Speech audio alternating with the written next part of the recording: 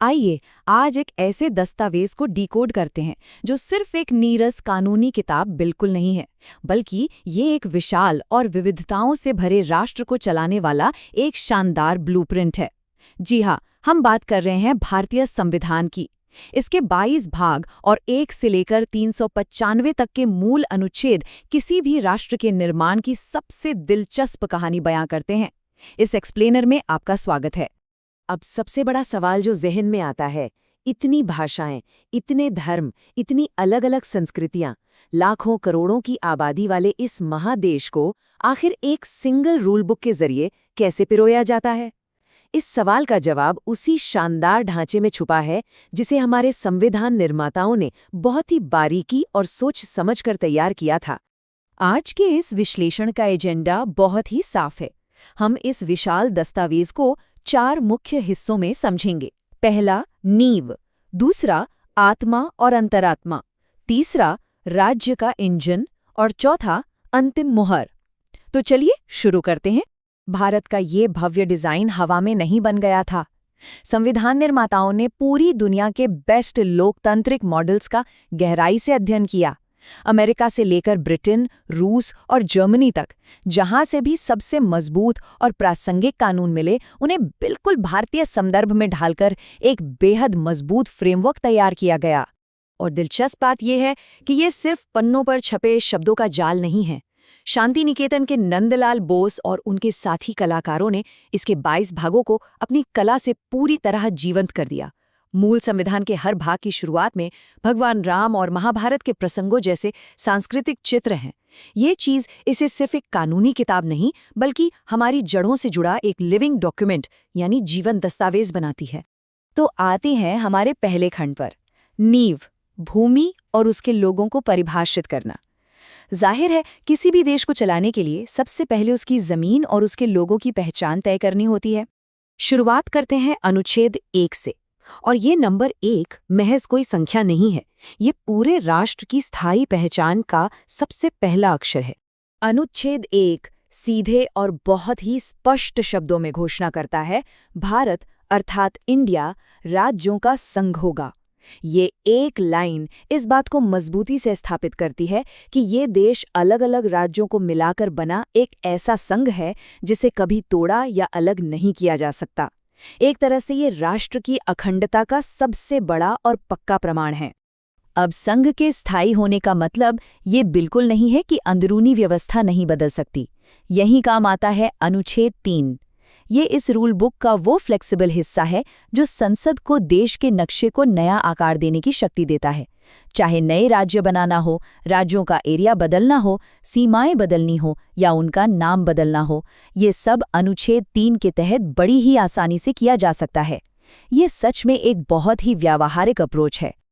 अब बढ़ते हैं दूसरे खंड की ओर, आत्मा और अंतरात्मा, अधिकार, नीति निदेशक तत्व और कर्तव्य।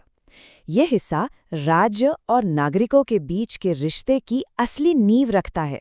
भाग 3 को अक्सर भारत का मैग्ना कार्टा कहा जाता है। इसमें अनुच्छेद 12 से 35 तक मूल अधिकारों यानी फंडामेंटल राइट्स का जिक्र है। यही वो अहम हिस्सा है जो अनुच्छेद 14 के तहत हर किसी को समानता का अधिकार देता है और अनुच्छेद 17 के तहत छुआछूत जैसी कुप्रथाओं को पूरी तरह खत्म करता है। ये नागरिकों की आज़ादी की सबसे मजबूत ढाल है। यहाँ भाग 3 और भाग 4 के बीच एक बहुत ही दिलचस्प और स्पष्ट अंतर देखना जरूरी है। एक तरफ मूल अधिकार हैं जो अमेरिका से प्रेरित हैं और जिन्हें कोर्ट द्वारा लागू करवाया जा सकता है। वहीं दूसरी तरफ भाग 4 में नीति निदेशक तत्व हैं। ये न्यायालय में लागू तो नहीं करवाए जा सकते, लेकिन एक कल्याणकारी राज्य बनाने और पर्यावरण को बचाने के लिए ये सरकार के लिए सबसे जरूरी दिशा निर्देश है। अधिकारों की ये पूरी बात अनुच्छेद 32 के बिना एकदम अधूरी है। डॉक्टर BR अम्बेडकर ने खुद इसे संविधान का हृदय और आत्मा कहा था। ऐसा क्यों? क्योंकि अगर मूल अधिकारों का हनन होता है तो सिर्फ यही वो अनुच्छेद है जो सीधे सुप्रीम कोर्ट का दरवाज़ा खटखटाने की असली ताकत देता है। मतलब ये बाकी सभी अधिकारों का अल्टीमेट रक्षक है। चलिए अब तीसरे खंड पर आते हैं, राज्य का इंजन, भाग V यानी संघ की कार्यपालिका। देश की सबसे बड़ी कार्यकारी शक्ति यहीं पर बसती है। इस भाग का वजन और अहमियत इसी बात से समझी जा सकती है कि इसमें पूरे 100 अनुच्छेद शामिल हैं।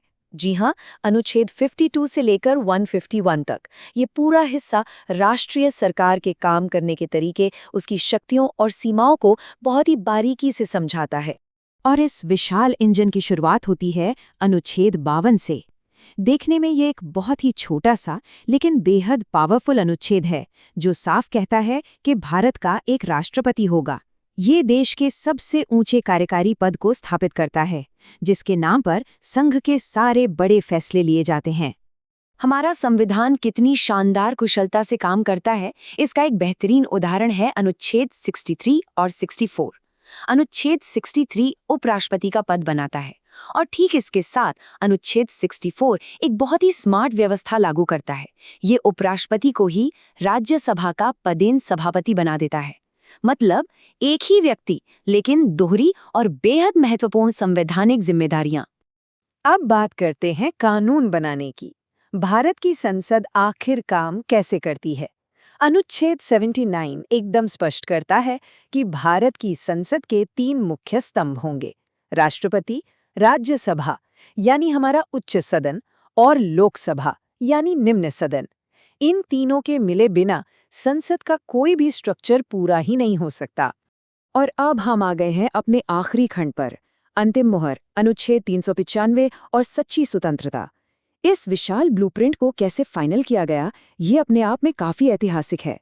ये जो संख्या है 395, ये 22 भागों वाले इस पूरे मूल संविधान का बिल्कुल आखिरी अनुच्छेद है। इसके बाद कोई और नया मूल अनुच्छेद नहीं है। ये उस लंबे और ऐतिहासिक सफर का फाइनल स्टॉप है जो अनुच्छेद 1 से शुरू हुआ था। लेकिन ध्यान रहे, अनुच्छेद 395 सिर्फ एक नंबर नहीं है। ये वो अहम प्रावधान है जिसने ब्रिटिश हुकूमत की आखिरी निशानी को भी पूरी तरह से मिटा दिया। इसी अनुच्छेद ने औपचारिक रूप से गवर्नमेंट ऑफ इंडिया एक्ट 1935 को पूरी तरह से रद्द कर दिया था। और सिर्फ इतना ही नहीं, इस अनुच्छेद ने भारतीय स्वतंत्रता अधिनियम 1947 को भी खत्म कर दिया। इसका सीधा सा मतलब ये था कि अब ये देश पूरी तरह से आत्मनिर्भर था। अब हमें किसी भी पुराने ब्रिटिश कानूनी ढांचे की कोई जरूरत नहीं थी। भारत अब पूरी तरह से अपने खुद के बनाए संविधान से चलने के लिए तैयार था। एकदम नई, स्वतंत्र और मजबूत शुरुआत। तो संविधान निर्माताओं ने 395 अनुच्छेदों के साथ ब्रिटिश शासन का चैप्टर तो हमेशा के लिए क्लोज कर दिया। लेकिन क्या ये कहानी वहीं खत्म हो गई? बिल्कुल नहीं। ये एक जीवंत दस्तावेज है जो नए संशोधनों और समय के साथ नई व्याख्याओं के जरिए आज भी सांस ले रहा है। अब सोचने वाली बात यह है कि वर्तमान और भविष्य की पीढ़ियां इस महान ब्लूप्रिंट को आगे कैसे विकसित करती रहेंगी। इस एक्सप्लेनर से जुड़ने के लिए बहुत बहुत धन्यवाद।